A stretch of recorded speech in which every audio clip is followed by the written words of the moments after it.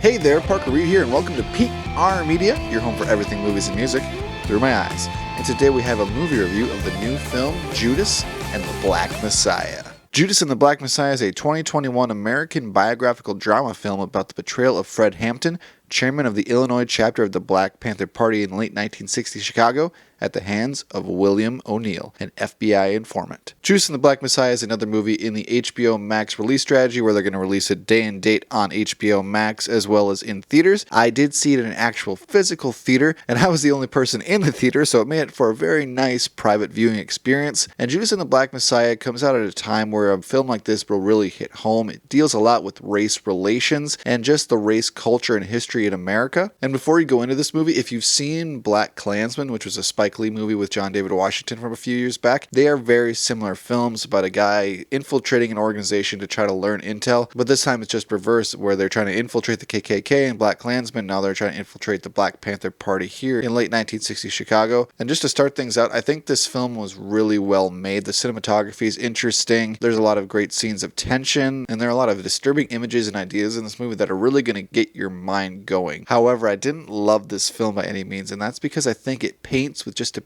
bit too big of a brush. There's no room for subtlety. There's no room for deeper thought. It's very black and white, no pun intended. What makes a movie really interesting for me is when the villains or the antagonists in a film are particularly detailed, they're particularly, just interesting. You understand their motivations, and in this movie, just the antagonist, which is pretty much every white person in the movie, they're just evil for the sake of it, and they lose all morality, and they don't have any deeper thought. We don't get anything besides them meeting up in a room and devising this evil plan to kill a bunch of the people in the Black Panther Party, and I know there had to be some deeper thought. You had some potential there with Jesse Plemons' character, who plays this detective who coordinates with the FBI informant, but that's just kind of a quick 5-second shot, and then they move on from it, and then he's just an evil guy. And yes, at that time, there was a lot of racism, there was a lot of bigotry, there's a lot of corruption in the police department, but when you portray it so matter of fact and just portray it as a down-the-middle war, it loses a little bit of the emotional impact this movie could have had. If there were some sympathetic characters on both sides, I think they would have been better for it. But even on the Black Panther side, to portray all the members of that party is that they just hate white people for the sake of it. There's not a lot of subtlety in this movie, and there definitely was some subtlety at the time, albeit it does depict the actions in this movie very realistically, and they were horrific and they were horrible. I just would have appreciated a little bit more subtlety to pull me into the story of this movie and not just preach a certain message, which the movie could have had still. And the topic of race and classism, it's not a cheery topic whatsoever, but the ending of this movie really had a sour taste in my mouth, especially the last couple scenes. I mean, I won't tell you exactly what happens. I'll let you go and check it out because it is new. But I was like, oh, that's how they're going to end it? Wow, this is not an uplifting tale. There's no sense of hope here whatsoever. It just kind of makes you feel like it's a barren race wasteland that we're never going to recover from. So maybe just a small glimmer of hope would have helped this movie out just a tad. But there were some strong performances in this movie.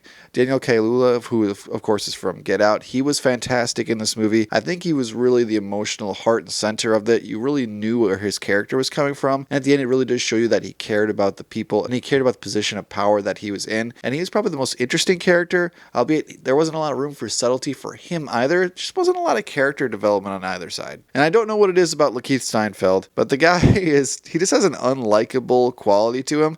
Maybe it's because I saw him in the movie Sorry to Bother You from a couple years ago, and he wasn't that likable in that movie either. Albeit I did really like that movie a lot. I think he's a great actor, but he just didn't read as a likable guy that could infiltrate this Black Panther Party at the time, especially considering the fact that whenever he was trying to cover up for being a rat and covering up for being a mole, it was the most obvious thing in the world, and they just were oblivious to it. It made me take the Black Panther Party in this movie less seriously, and I did not take them as a big of a threat, and the tension was lessened because he was just being clearly a rat like a bunch of times, and they just didn't catch on to it. So my final rating for Judas and the Black Messiah is a solid 6.5 out of 10. I liked the movie overall. I just thought it painted way too broad of a stroke, and it was way too matter of fact, way too black and white, no room for subtlety, and it was just lesser when you compare it to movies like BlacKkKlansman, which I think is a much better film, and they're very similar. So I think if you want to check out a movie about this kind of topic, check out BlacKkKlansman and check out Judas and the Black Messiah afterwards if you really enjoy that movie. And thank you so much for watching this video. If you like what you saw here, you can check us out on Facebook or Instagram, and like, comment, and subscribe if you so choose. My name is Parker Reed. You've been watching PR Media. Keep supporting physical media, and I'll see you next time. Thanks, guys. Anywhere there's people, there's power. Judas and the Black Messiah. Rated R. In theaters and streaming exclusively on HBO Max. February 12th.